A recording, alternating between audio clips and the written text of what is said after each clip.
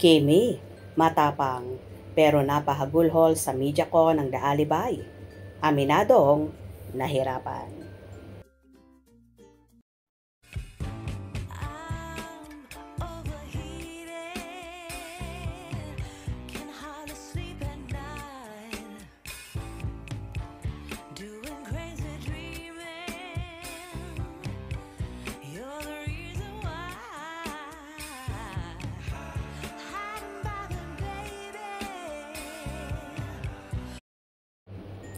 Ang bongga-bongga nga ni Kim Chiu ha.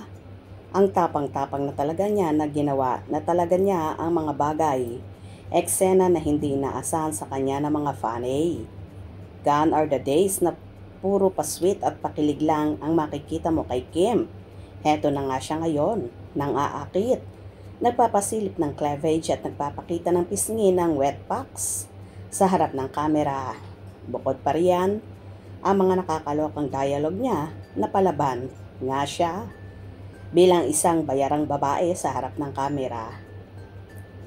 Kaloka nga, sa mga unang eksena pa lang ng daalibay ay makikita na agad si Kim na umiindayog, kumakadyot at bumubuka-bukaka at malamlam ang mga mata na tila inaakit ang mga barakong nanunood sa kanya, lalo na si Paolo Avellino. Pero bakit nga ba sumabak na si Kim sa ganitong klase ng role? Siguro naman as a 35 years old woman. Tapos na tayo sa 16 years old role na patini-tini. Pero favorite ko talaga ang mga patini-tini na magpatawa. Pero parang pag tinatrack ko ang journey ko sa industriyang ito, parang nahati ko na siya sa teens, 20s, at ano pa kaya ang ipapakita ko sa aking 30s. Sabi ko, it's my skin. Ha ha ha ha. Pero malaki kasi ang tiwala ko sa Dreamscape kasi sila talaga ang naghubog sa akin. Hala nakakaiyak. Hala bakit ako naiiyak? Sabi ni Kim habang pinupunasan ang luha sa mga mata. Pero hindi naman siya ginawa. Medyo mahirap gawin. Pero bakit ako naiiyak? Pero gusto ko lang magpakita ng bago at sa mga nagsasabi na hindi ako marunong sa mga ganitong klaseng role. Heto na yon.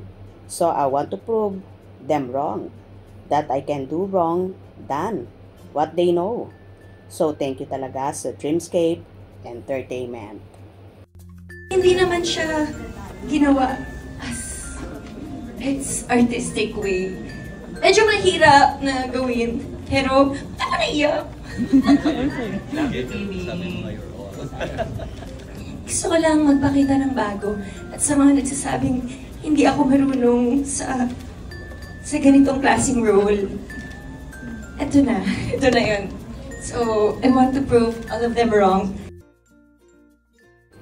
At kay Paolo rin naman, malaking tulong din siya dahil nakita ko rin naman ang respeto niya sa akin at sa mga director namin, ang mga cameraman na inaalagaan talaga nila ang mga shots. Ang ganda ng launching ng body ko ha. Thank you so much. Ha ha ha ha. Sa nag-caryo sa akin, maraming salamat.